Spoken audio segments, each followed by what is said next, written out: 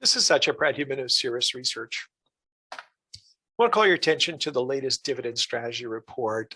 In this report, we observed that how dividend growth strategies have lagged sharply behind simple yield. And we think one of the reasons behind that is really, to simply put, is rate risks. This chart from the report underscores three various strategies within the dividend world. One is lower payouts, which tend to imply, let's say, sharper growth companies. And that factor has actually done fairly well in the last few months. If you look at the blue line, however, what you'll notice is that the dividend growth variable has been lackluster relative to the benchmark. And in this case, when you put it up against the pink line, this basically shows that the outperformance has been by roughly over 10% relative to the benchmark in just a short few months. So what's going on here?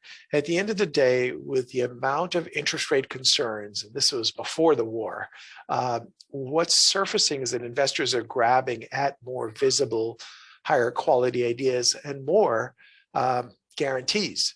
In other words, yields are more concrete rather than the promise to grow your dividends in the future. So investors' time frame have certainly been shortened by given all the headline risks that have opened up.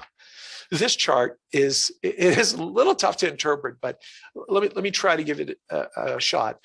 The vertical bars, which are scaled to the right, represents market volatility. So in other words, when the bars are spiking to the upper end, it means volatility is high. When it's at the lower rung, volatility is low. You're looking at two interesting funds here. One is the iShares, the select dividend product, the DVY.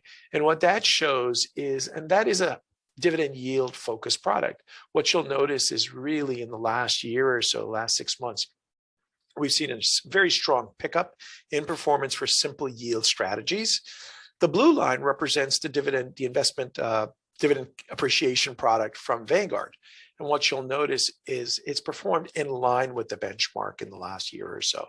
So again, volatility is higher, shorter term focus, yield the promise to the delivery today versus the promise of tomorrow. So that's playing out in all these different ways. It's also showing up in the dividend strategy world.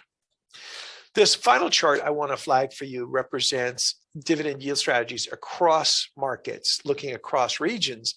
2021's results were quite strong across the board. Very surprising, because if the absolute returns on markets were as high as they were, it's hard to believe that a more defensive strategy like dividend-related strategies work. But nonetheless, our dividend growth product strategy that we test here, they were up sharply. The US was quite strong.